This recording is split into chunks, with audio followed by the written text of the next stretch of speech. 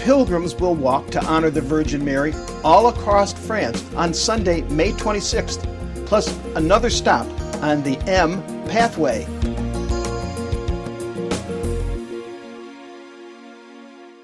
The Way of the M to honor the Virgin Mary, is an ongoing annual procession across France following a 1,200-mile pathway tracing an imaginary letter M across the French landscape. This pilgrimage will take place this week on Sunday, May 26th, across France. Check out my podcast number 400 for more about this exciting event. Pilgrims created this year's procession in part because the people of France wished to let the Madonna know they honor her motherly love for all people and appreciate her intercessions for their prayers to her Son, Jesus Christ. For one day only, groups of pilgrims will converge at 10-mile intervals along this 1,200-mile path that forms the letter M, and all will start at the same time, and they will walk the 10 miles to the next special statue location where current and future statues of the Virgin Mary will be located along this M trailway. In doing so, they will walk in unity at the very same time, creating a human chain in recognition of the Virgin Mary's great love for all of us. Best wishes to them on their journey, which contributes to the constant procession of people who love and honor the Virgin Mary. And now, in support of their efforts, here's the apparition from another of the places on this Way of the M, Paray-le-Monial. Do you ever wonder how someone is able to persist in achieving his or her calling? After a life of the paper chase, it's good to look at a saint who achieved her calling without getting lost in the pleasantries of youth. St Margaret-Mary, known worldwide as the young nun who, while at the Visitation Monastery in Paray-le-Monial, experienced the message of the heart of Jesus, who showed her, quote, his heart, which has loved men so much, unquote.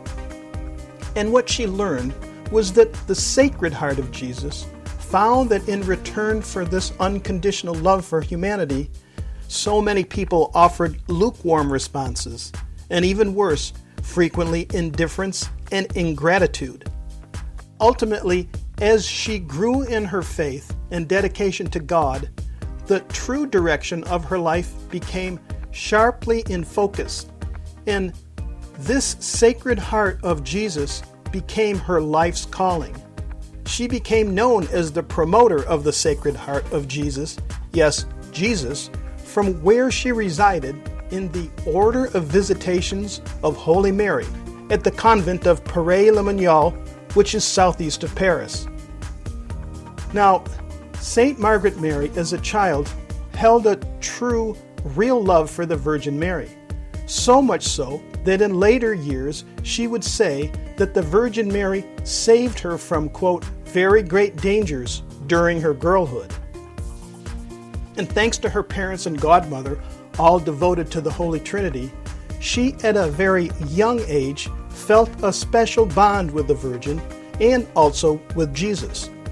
In fact, she assumed everyone else experienced the same experience she felt whenever she prayed, a sense of conversation that came to her. It was not until she grew that she learned her experience was much different than many others. Margaret-Mary felt dedicated to the love of the Virgin Mary, so much so that the energetic young girl was sent to a convent, and her close contact with religious worship strengthened the ideas of piety. And when she made her first communion at a very young age, she took the baptismal name Mary.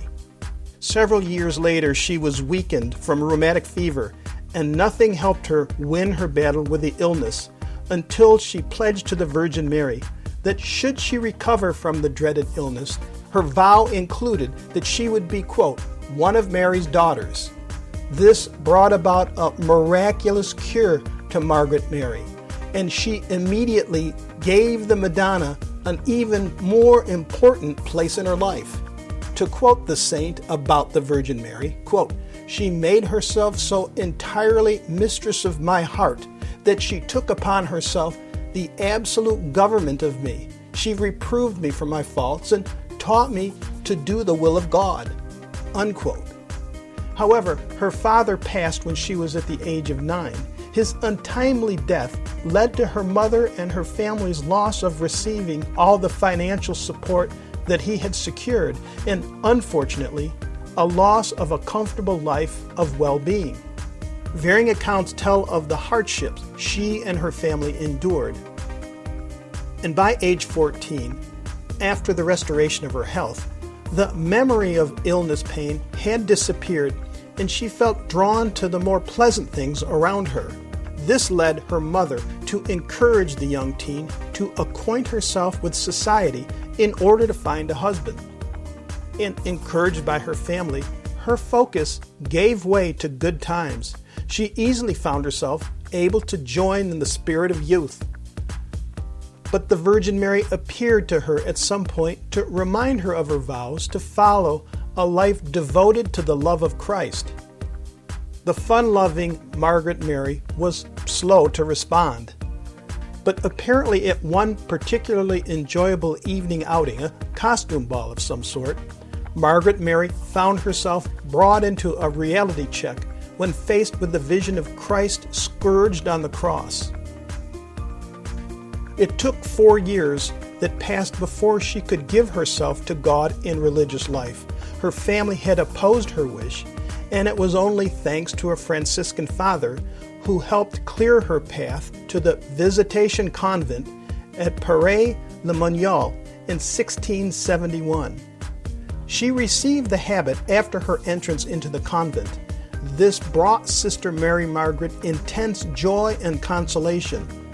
God drew her to himself, and though she was always a pious person, her devotion and spirit of prayer indicated God had favored her, which she reported to her Mother Superior.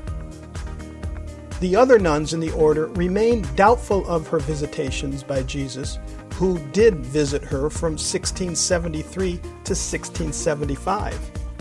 And over that time period, the Lord unfolded the full meaning of devotion to his Sacred Heart to her. The disbelief went on for years. Disheartened, but before her final apparition from God, Father Claude de la Colombière believed her, and he became the first apostle of the Sacred Heart. She tried to win others over to the love of the Sacred Heart, but met with much opposition. She persevered, and she wrote to her first Mother Superior, quote, "Difficulties are an assurance that the work is God's, and that he will be much glorified by it," unquote. The Roman Catholic Church officially recognized the devotion to the Sacred Heart of Jesus 75 years later, and St Margaret-Mary Alacoque was canonized in the year 1920. The Church's position regarding the credibility of her visions of Jesus Christ recognized in 1928. Marianologists refer to St. Margaret-Mary Alacoque as, quote, "living proof how Marian devotion is linked to Christology and the adoration of Jesus Christ." Plus, the Way of the M pilgrimage takes place all across France on May 26th. Well, this is Nico Steves. I hope you enjoyed this installment. My book, The Very Fine Light, can be found using the title The Very Fine Light on Amazon.com. Please feel free to contact me at nicosteves.com. That's Nikos Steves, Steves.com. If you liked this episode, and for more, share them with friends. Well, this is Nico Steves. Thank you. See you next time.